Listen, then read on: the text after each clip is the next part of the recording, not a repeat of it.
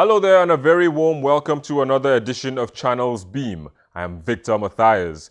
Now, a bill to provide for the establishment of Non-Governmental Organizations Regulatory Commission has passed second reading in the House of Representatives. The bill seeks to properly supervise, monitor and coordinate civil society organizations, non-governmental organizations, and community-based organizations. However, this has caused outrage over what has been termed an attempt to cripple these organizations.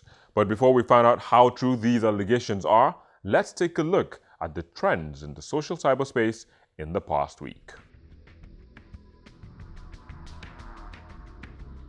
There was an outrage over the hike in school fees in Nigerian unity schools from 25,000 naira to 70,000 naira.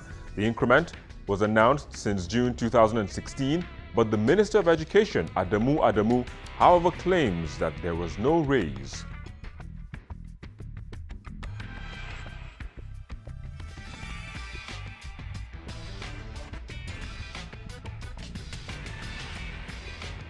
And the world's most watched football league returned to screens worldwide as champions of the English Premier League, Leicester City, took on returnees Hull City in the opening game of the season, a game Leicester lost 2-1.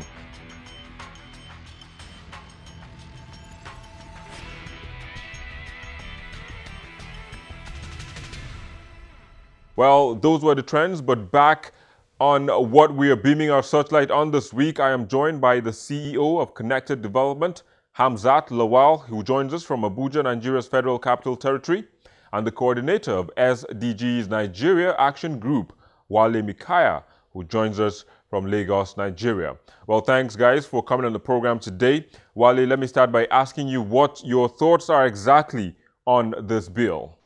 Okay, thank you for having me once again, Victor. I advocate for SDG in Nigeria and work with some professionals, and we see this as a little of the cost. Sincerely, because the reason for civil society is because of failure in governance and in government. If government has failed, the first thing government should do is to retrace itself and find out where they have failed. I have seen several civil society in Nigeria, and the last time I checked with the Nigerian non-government organization, they said they have about 75,000. And if you look at 75,000 civil society to a population of over 187 million projected, we have about 2,400 and something plus people to one civil society, and that is pretty small. Be that as it may, I think it is not a priority, sincerely, because government itself, according to the UN, we have the government sector, we have the business sector, and the civil society is the other sector. And really, if government wants to work, they should align with the civil society, because the civil society understand the problem of the people more. Take, for instance, in my area, once you are voted into power, or once you get in government, you really don't have touch with the community. So the people that really have touch with the community are the civil society. And when you begin to want to regulate how they come together, and just for you to know that they come together because government has not really touched those people, and you begin want to regulate them, I think you make people willingness to help government very difficult. And that, for me, I don't think is something positive for the Nigerian legislatures. All right, so do we even have any legal framework regulating the numerous CSOs and NGOs in the country?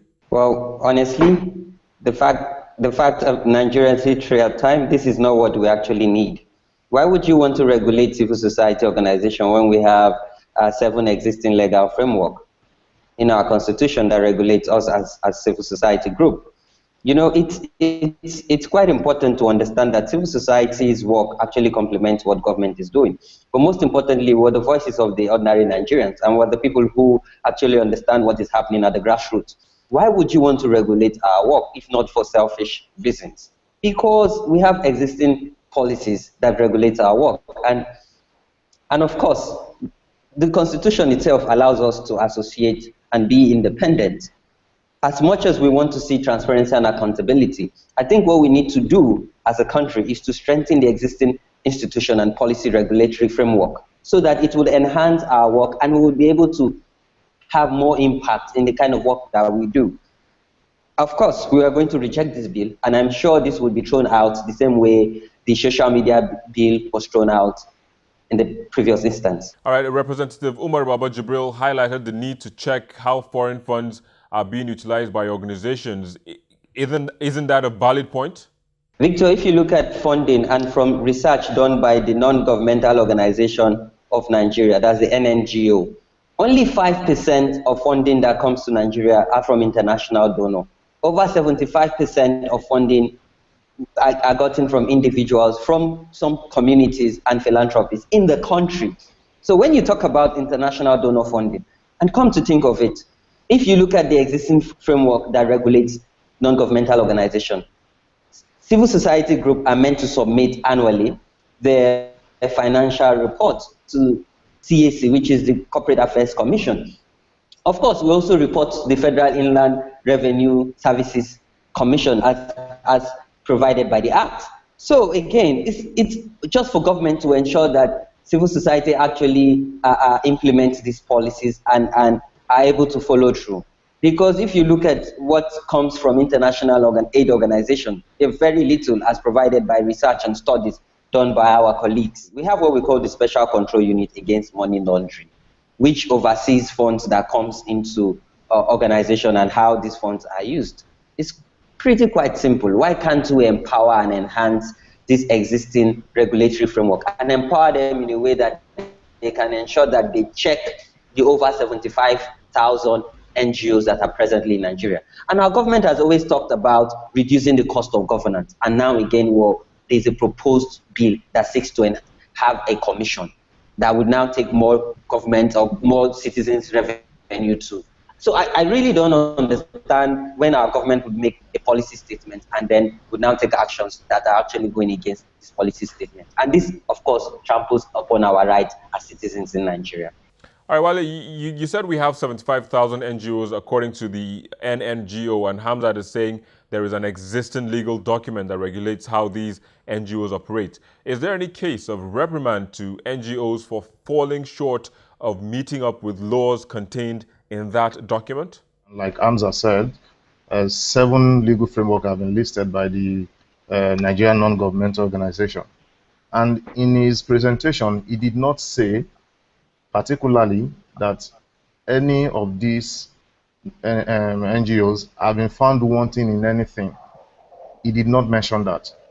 And practically building on the fact that the fundings are gotten from international donors.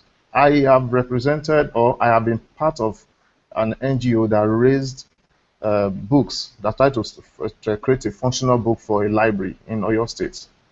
We did not get a penny from anybody. We asked Nigerians, and Nigerians donated.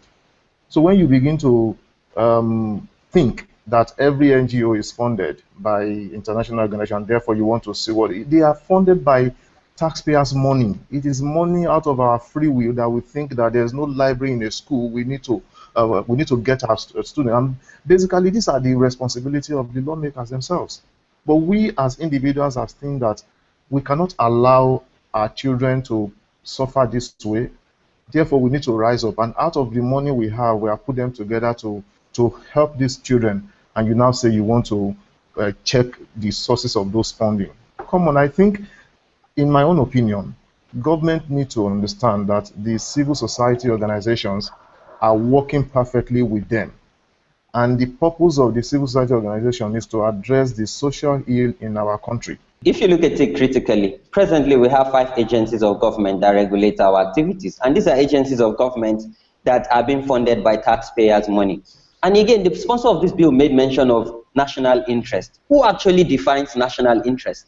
Are you actually looking at the interest of that ordinary Nigerian who is currently at the grassroots, who does not have access to the basic amenities that are meant to be provided by the federal, state, and local authority?